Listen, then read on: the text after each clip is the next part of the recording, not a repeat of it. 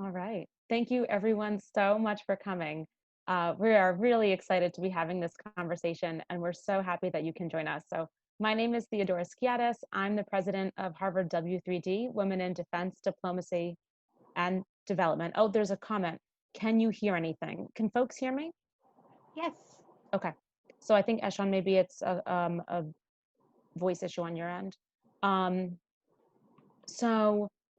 Yeah, so I'm the president of W3D, Women in Defense, Diplomacy, and Development, and we, alongside ANHW, so Harvard Alumni Network for Harvard Women, and the HKS New England Alumni Association, and the HKS Women's Network, which is also a global organization, are really excited to be partnering in organizing this event.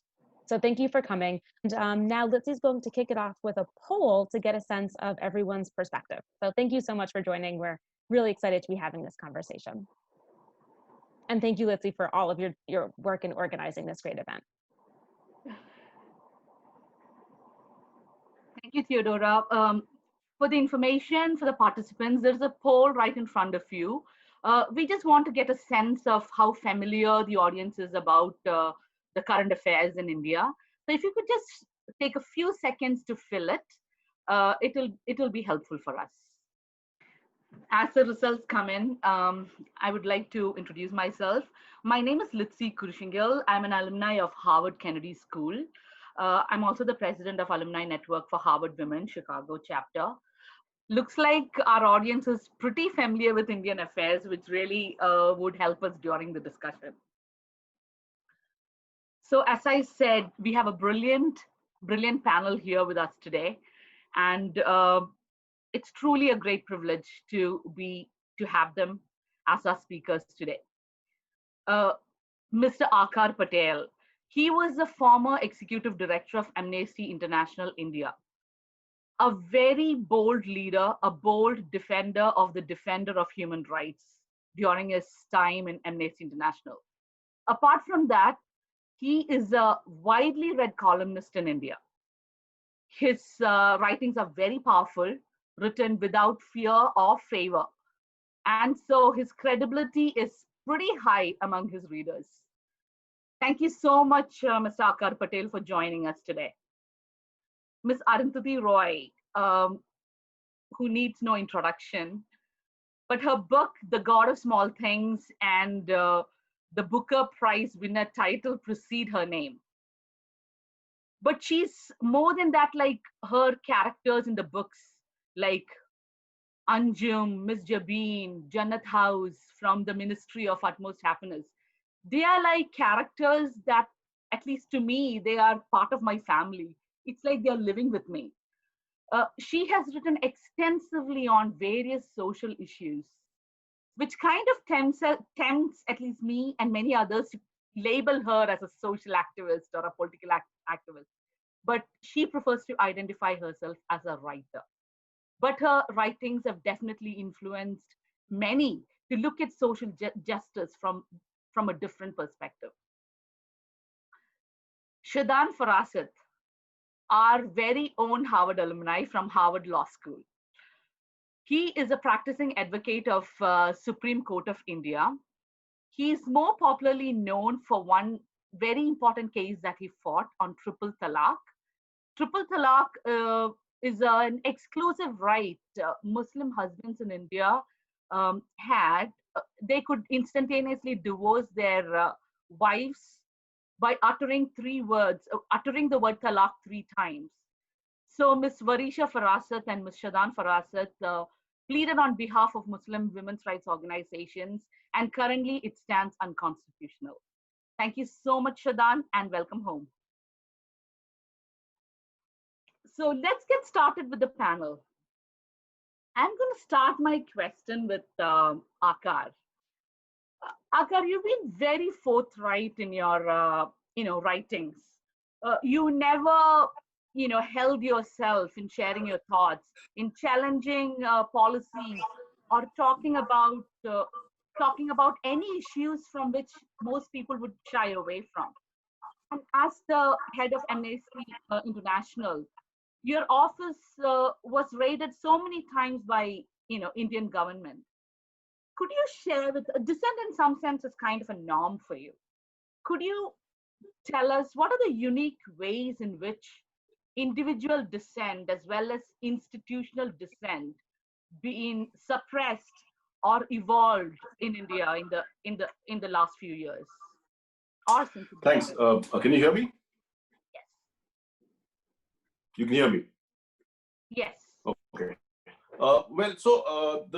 India is quite a strange place. We have these fundamental rights that give us the right to say freedom of speech, of assembly, of a religion. But the reality is that these rights are all qualified in a way that they are reposed mostly in the state, and the individual doesn't really have rights. You don't have the right to free speech in India. You don't have the right to assembly in India. You certainly don't have the right to a religious freedom in India. I'll just try and tell you how that works on the ground.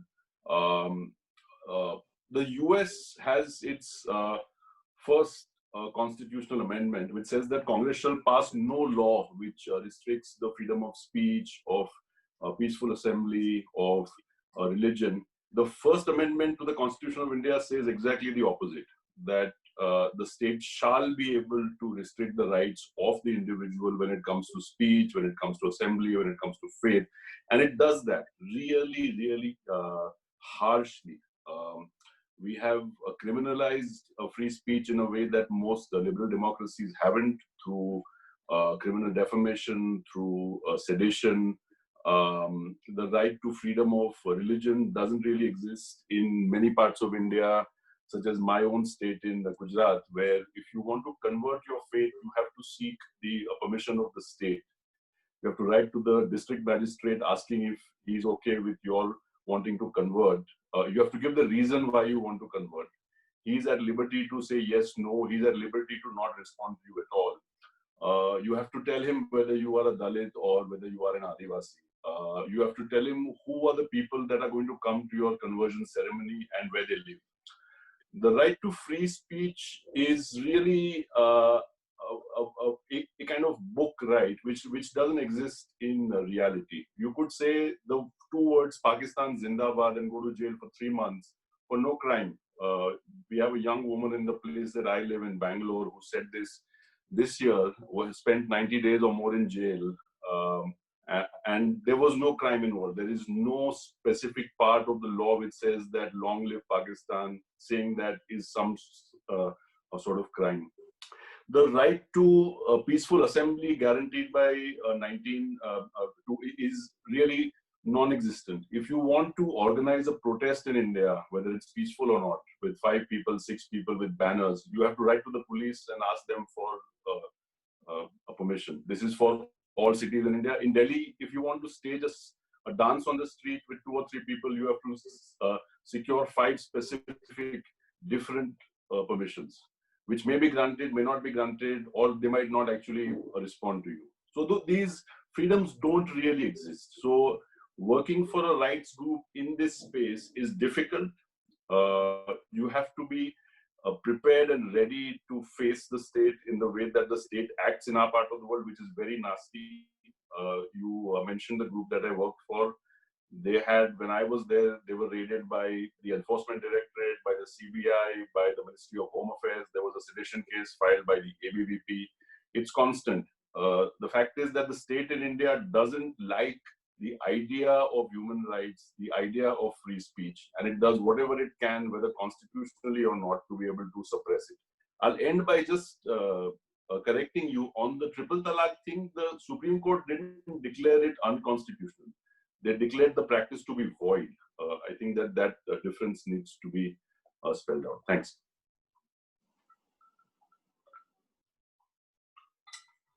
Aakar, is it a norm though, or is it like a recent change? Has it been like that, like since independence, or is it like a new phenomena that you're seeing on individual freedoms? I would say that you're right in the sense that it's not a new thing. It's always existed. It's not the case that whether the country, if led by Nehru or Indira or Rajiv Gandhi, had the kind of liberal attitude that a normal liberal democracy in the West have. Many of you live in the West. That's not the same kind of freedom that we enjoy here. We cannot say things for two reasons. One is that the state will use its force and has always used its force to stop you. The second is that we face a vigilante violence, that if you say something which is either unpalatable, the state itself is not able to distinguish between, and never has from the time of Nehru, has not able to distinguish the difference between something that is not likable and something that is an act of a crime. There is no difference in India between something that I don't like you're saying and something that you say which is a crime. You could be beaten up and go to jail for both. This is what makes our country unique. The difference in the last 6 years after Mr. Modi came to power is that this has heightened. I think this has in many ways taken on a sort of acceleration, which was the natural trajectory of the state. I think India was never meant to be a kind of liberal democracy in the way that its founders saw it to be. Its rulers saw it very differently, and this ruler certainly sees it very differently. The most illiberal right to freedom of religion in India is in Gujarat. The man who used to run Gujarat is now the PM. The most extreme responses to freedom of speech comes from the BJP, which is in power today. So while it was the case that it was bad before, it's worse now. I'm going to, put that question to Aakar. Like, you have talked about how, the ownership of media houses by, corporations, and, how it's in their interest to stay tuned in with the government. Media houses that challenge the government narratives like NDTV or The Wire do face legal entangles. But what are the creative possibilities in this current age of technology and social media? In how can we establish a vigilant media that can act as a check and balance to state policies and social issues? Because both of you, like Arundhati Roy and Aakar Patel, still exist in India. There is a space for you to, talk about it, and there is enough crowd, who are there to listen to you. So how, Aakar, if you could just tell us, what are the creative possibilities or a solution to create a reliable media?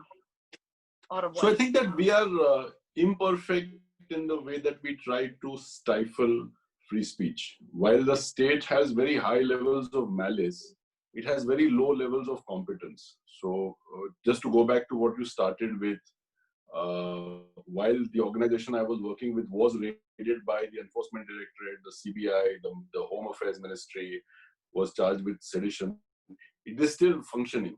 And the reason it is still functioning is if you are even vaguely competent, you can defend yourself against the state in India. The state in India is incompetent. It doesn't matter whether the state in India is run by Nehru, Indira Gandhi, or a genius like Narendra Modi. The state in India is not competent. It is not able to implement its own laws. The district magistrate can overturn the Supreme Court on matters of sedition. There is no part of India where actually the constitution is imposed. Every part of India is actually anarchy. And because of that, you can function, you can express yourself in ways, and you can resist in ways that you can't in a properly competent dictatorship. So I would say that India is autocratic, it is oligarchic in many ways, but it is not competent. Whether it's run by X, Y, or Z, the person who is running it doesn't really affect the nature of the state. And we need to use that. The problem with the media is quite specific. Most people might not know that the largest advertiser in South Asia is the government of India, the Union Government of India. So it spends more money on advertising than all the telecom companies put together. All of the Ambanis, the Vodafones, the Airtels together don't spend as much money on advertising as the Union Government of India. If you don't toe the line of the Union Government of India, you will not get your advertising. Secondly, India is, of all the nations in the world, the lowest in terms of what the subscriber pays for her news. So I'll tell you what that means. Most newsprint the New York Times in the US, the Guardian in the UK, or the Times of India in this country are printed on a Canadian newsprint, which is produced in Canada, which sells at between $500 and $800 per ton around the year. All these three countries, the newspapers pay the same price per page each year, but in the reader in in London or the reader in New York will pay, say, $1 or a pound, which is 75 rupees or 90 rupees. The reader in India will pay only 3 rupees. So we pay 1/30th for a newspaper what the reader in New York pays for the same product. Who makes up the rest of the price? It's the advertiser. The advertiser in India has 30 times more power than the advertiser in New York, has 30 times more power than the advertiser in London. Who is the biggest advertiser in India? The government of India. The Swachh Bharat ads, the Mann Ki Baat ads, all the ads, they come with money. The Times of India, the Times Now, Republic, and so on, they function sort of essentially on money that comes out of taxpayers, which funds these channels, which funds these newspapers. But it comes through a very narrow funnel of the union government, and they are bound to actually go by what they say. If they don't, they will not get that money. I say that not with any kind of prejudice. The largest newspaper in Rajasthan, Rajasthan Patrika, said something nasty supposedly about the government then, which was run by Vasundhara Raje. The government stopped giving it advertising. So your largest advertiser stops giving you advertising. What do? They went to court. The court reversed the order and they got the money back. But the fact remains that the media in India, because it has no subscriber support, is entirely reliant on money given by the government. Secondly, because of the fact that advertising controls such a large part of the economy of newspapers and of channels, they tend to focus their content on a very narrow part of the population, which is what we call the middle class, which is actually the upper class. There is no middle class in India. Only less than 3% of India pay any kind of income tax. So it's actually the elite. All the content is focused on that part. So we don't have any stories on, say, the state spending on education or on health. We only have stories on Pakistan, on China, on the Tablighi Jamaat, or whatever it is that interests that 3% on top. And that gives a disproportionate power to the media to be able to determine what it is that the national story is. So if we were to understand these two things, how it is that the narrative is constructed and why it is constructed, we can sort of, arrive at a better understanding of why things are the way they are in India. Going to Aakar Patel, would you agree with Arundhati, that we've gone like beyond certain stage that, it's kind of, or can you give some pragmatic, solutions to ordinary people who may not be that philosophical? What can we do? Can we, like as naive as it is, can we really fix the institutions that are broken down? Yes, I think firstly that a lot of us, including me, have been wrong in the way that we have approached the issue, but Roy has been consistent and correct for many years. I think that should be acknowledged. The second thing is that we have just come out of a period where a part of civil society in India, especially Muslim women, have won a very famous civil rights victory. If you were to be transported in time to last year and sometime at this point and later in 2019, you would assume that there would be a law on citizenship coming that would exclude a large part of India's population because of their faith. But because of the resistance of Muslim women especially, and a large part of other groups, including young people, that was pushed back. They didn't have any political support. The parties of India, the Congress, the Samajwadi Party, the BSP, the parties in Bengal, in Kerala, almost none of them supported this movement that was led by the Muslim women that pushed back against the law, which said, for those of you who don't know, that the Indian state would enact something where the individual would have to demonstrate that she was a citizen. And if she couldn't demonstrate that to the state, she would be jailed. As is happening currently today in the state of Assam. In the state of Assam today, 1,000 people are in jail because they cannot prove to the satisfaction of the state that they are Indian. They have reversed the burden of proof in India, a flaw in the way that the criminal justice system works. But it's applied to India. The Supreme Court, as Roy has said, has failed in its task of protecting fundamental rights. It should not be up to the citizen in a place, in a part of the world where you have no access to education, you barely have access to health. You are expected to produce documentation that show your citizenship. If you cannot, you are sent to jail. It's happening in India today, but it's happening only in one state. The reason it's not happening in the other 28 states is that Muslim women across India stood up and told Mr. Modi, no, we will not stand for this. And he backed off. I think in many ways, 2020 has been one of the worst years that I have lived through. I'm 50 years old. But it has also been one of the best years that I've lived through. We have seen a civil rights victory not seen since Gandhi. Gandhi fought many civil rights victories. The Patidars, my caste, gave up their lands in many parts of Gandhi's campaigns and won nothing. If you look at Charotar and all of those campaigns, there was no victory against the British. The taxes were still there. The law against the National Register of Citizens is now in abeyance of some sort. Why? Because the Muslim women of this country said to Mr. Modi, no, this is not acceptable to us. This is unconstitutional. This is not right. Even though the Supreme Court of India, which is a coward, I should say this quite specifically and in as defined a way as I can, including Justice Chandrachud, who is the man who wrote the Ayodhya judgment. They run away from cases of individual justice. Roy said that 370 has not been disposed of yet, which is true.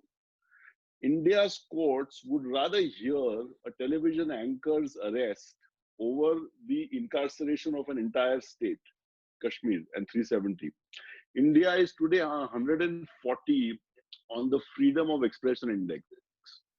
This is an independent survey done every year where India is at 140 because it chooses to take away the internet from the people of Kashmir every year.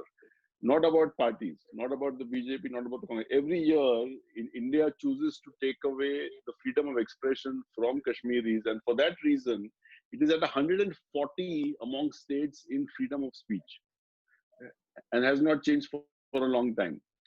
This is the kind of condition that we are speaking of when we speak of rights in India.